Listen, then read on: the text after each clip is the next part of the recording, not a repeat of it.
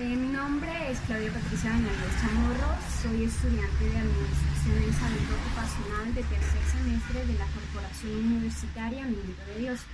En este caso vamos a presentar las generalidades y características del ruido de la materia riesgos físicos. En este caso hemos escogido una casa donde están construyendo.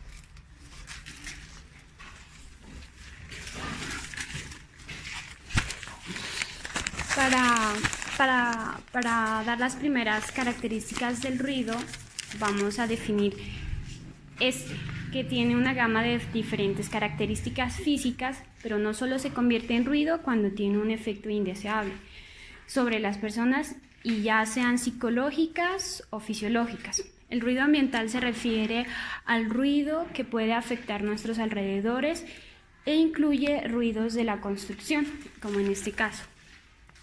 El sonido se crea cuando las vibraciones en el aire mueven partículas en un patrón similar a una onda que son percibidas por el oído humano. Las fuentes generadoras y los controles de mitigación. Es cierto que las obras de construcción producen ruido y es inevitable porque se trata de una manifestación instantánea de energía, que al momento de generarse toma múltiples cambios de propagación a distancias considerables. Sin embargo, también es cierto que el sector se multiplican los esfuerzos para disminuir los efectos de la contaminación acústica. El desafío consiste en amanerar los niveles de emisión de ruido con medidas adecuadas de mitigación, información y el compromiso del personal relacionado con distintas fuentes previstas en la ejecución de proyectos.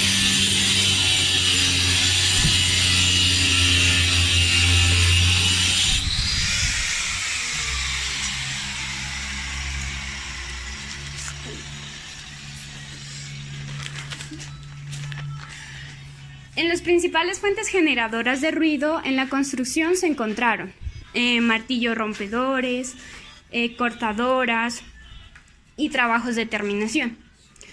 Los caminos para regular la emisión de ruido de esta actividad de construcción se sustentan en actividades de esta dinámica. Las prácticas recomendadas para esta construcción se puede ser la separación de esta problemática, pues se debe abarcar desde distintas áreas a partir de diferentes experiencias, que se pueden recoger algunas recomendaciones de carácter general que mitiguen el ruido. Primero que todo debe ser la utilización de equipos con menor generación de ruido. Realizar una adecuada mantención de equipamiento. Colocar las fuentes generadoras a la mayor distancia posible de lugares sensibles al ruido. En caso de ser necesario, aislarlas con barreras acústicas. Definición del horario para ciertas actividades. Los equipos que sean de uso intermitente deben estar apagados, como cuando no se encuentren en uso, o bien mantenerlos a mínimo nivel de emisión del ruido.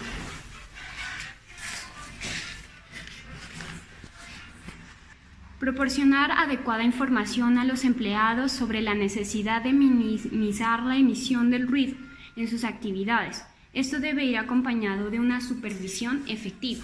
Hay que aclarar que las actividades que generen ruido resultan puntuales o bien van combinados con ruidos contaminantes del lugar, una situación que limita continuamente las posibilidades de implementar medidas de control. Por ello, el resto se concreta en analizar cada actividad, sus mecanismos de generalización del ruido y el lugar y horarios en que se desarrolla. Las medidas de mitigación pueden ser numerosas, herramientas que pueden ser utilizadas para abordar el tema, que incluye abandonar los instrumentos, aislamiento, para que esto se ponga en práctica.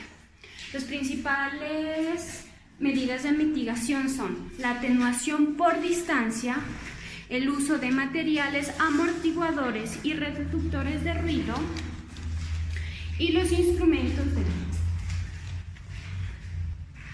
de Los instrumentos de medición para determinar el impacto son el sonómetro. A continuación vamos a ver a cuántos decibeles se encuentra el sonido.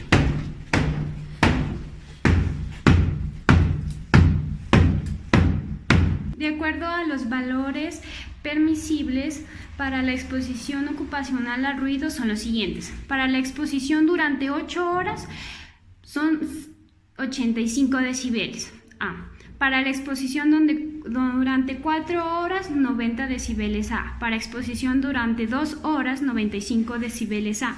Para la exposición durante 1 hora, 100 decibeles A. Para la exposición durante media hora, 105 decibeles A. Para la exposición durante un cuarto de hora, 110 decibeles A. Para la exposición durante un octavo de hora, 115 decibeles A. La normatividad que puede aplicarse para el caso del ruido es la Resolución 2400 de 1979, Estatuto de Seguridad Industrial, Capítulo 4 de los ruidos y vibraciones, artículo 88 al 92. Y la Resolución 1792 de 1990, en los cuales los valores límites permisibles para la exposición ocupacional al ruido. Efectos sobre la salud que produce la contaminación auditiva. La exposición a un ruido sin protección adecuada durante muchas horas puede acelerar el pulso y provocar taquicardias, alcanzando de 100 latidos por minuto y hasta 400 latidos por minuto. Este ritmo tan elevado dificulta provocando que el corazón no pueda bombear sangre con altos niveles de oxígeno y el profesional sufra a largo plazo mareos o temblores, que por otro lado puede sufrir un aumento de la frecuencia respiratoria que se conoce como taquipnea. También se puede sufrir daños psicológicos ante la exposición a niveles altos de ruido. De forma prolongada, el estómago puede reaccionar segregando una sustancia ácida y una cantidad de hormonas suprarrenales, es decir, los primeros síntomas del estrés agudo.